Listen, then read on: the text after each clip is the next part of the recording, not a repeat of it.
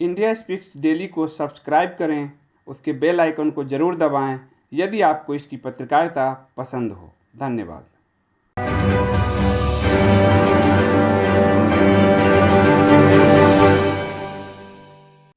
नमस्कार दोस्तों, India speaks daily में आपका स्वागत है। मैं रति अग्निहोत्री। दूरदर्शन भारती पर महाभारत का प्रसारण आप सब लोग आजकल देख ही रहे हैं। तो जिस प्रकार से महाभारत अपने मूल विराट स्वरूप में हम सबके समक्ष पुनः अवतरित हो रहा है, यह वास्तव में एक तरह की दिव्य अनुभूति ही है। जैसे किसी टाइम मशीन में बैठकर हम उस युग को स्वयं ही जी रहे हों, उस युग के महान मानवीय मूल्यों को जैसे अपने भीतर आत्मसात कर रहे हों। तो महाभारत से ही जुड़ा एक बेहद रोचक और महत्वपूर्ण शोध आज हम आप सबके साथ साझा करना चाहते हैं। कई वर्ष पूर्व 21 दिसंबर 2010 को रशियन फॉरेन इंटेलिजेंस सर्विस ने एक रिपोर्ट जारी की थी और यह रिपोर्ट अपनी सरकार के सामने प्रस्तुत की थी। इस रिपोर्ट के अनुसार अफगानिस्तान में एक 5000 वर्ष पुराना विमान मिला है जो कि महाभारत कालीन हो सकता है।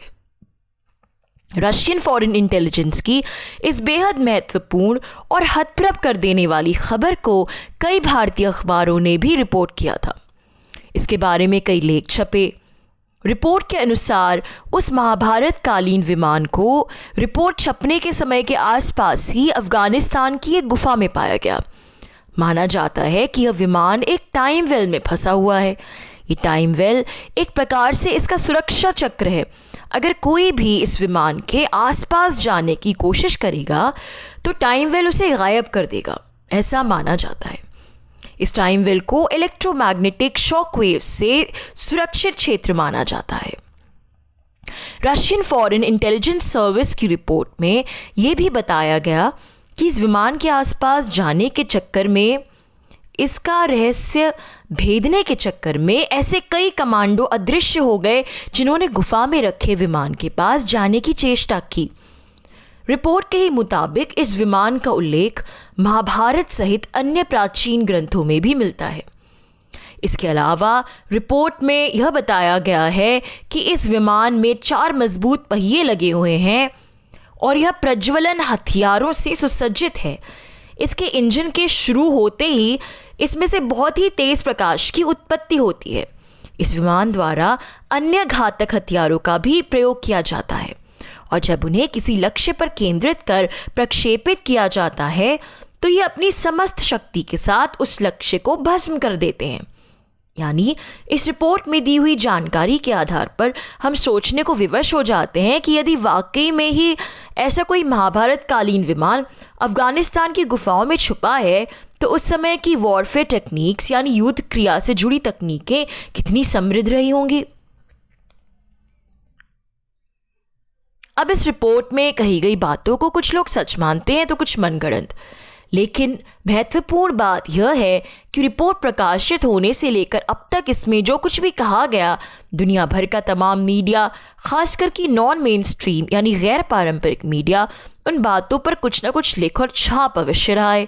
वैसे अफगानिस्तान और महाभारत के आपस में जो तार जुड़े हुए हैं, यह कोई मनगढ़ंत बात नहीं है। इस पर काफ़ी शोध हो चुका है और भारत के जाने माने मीडिया आउटलेट्स ने भी इस विषय पर रिपोर्ट्स प्रकाशित की हैं। 2012 में प्रकाशित हुई टाइम्स ऑफ इंडिया की एक रिपोर्ट है जिसमें यह बताया गया है कि किस प्रकार अफगानिस्तान एक समय में गंधारा के नाम से जाना जाता था और उसका ये इतिहास आज भी किसी न किसी रूप में जीवित है। आज भी वहाँ पर कंदाहर नाम का एक शहर है। गंधारा शब्द का जिक्र ऋग्वेद, उत्तर रामायण और महाभारत में भी है। महाभारत के अनुसार गंधारा पर 5500 से भी अधिक वर्ष पहले सुबाला नाम के एक राजा का शासन था जिनकी गंधारी नाम से पुत्री थीं।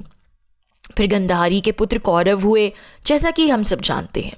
तो माना जाता है कि महाभारत के युद्ध में कौरवों की बुरी पराजय के बाद बहुत से उनके वंशज गंधारा जाके बस गए और फिर धीरे धीरे जो आज के समय का इराक और सऊदी अरब है वहाँ माइग्रेट कर गए।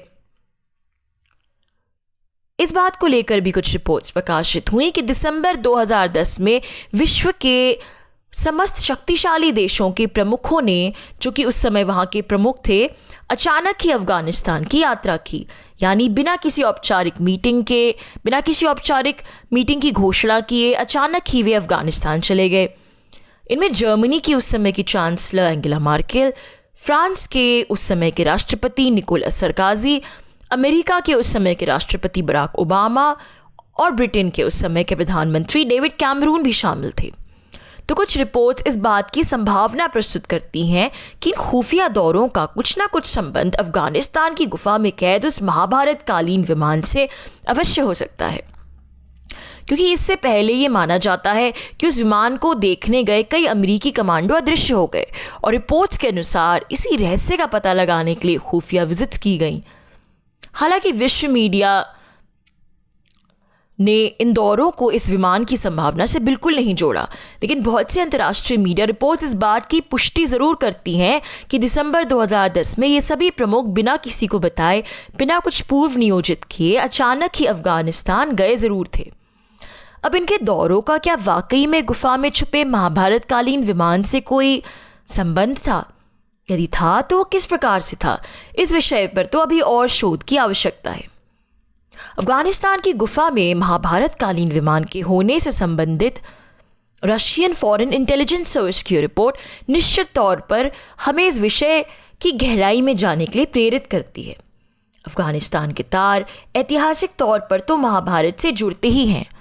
ऐसे में वहाँ की धरती में छुपे महाभारत काल के और भी प्राचीन अवशेषों के होने की एक पुख्ता संभावना बनती है। यह शोध इस बात की ओर भी इशारा करता है कि विश्व की प्राचीनतम संस्कृतियाँ, जिनमें भारतीय संस्कृति प्रमुख है, यह शोध इस बात को रेखांकित करता है कि इन प्राचीनतम संस्कृतियों को संभवतः वायु गति विज्ञान का इतना प्रगाढ़ ज्ञान था, उसकी ऐसी एप्लीकेशंस की जानकारी थी जितनी आज के नासा के वैज्ञानिकों को भी नहीं है।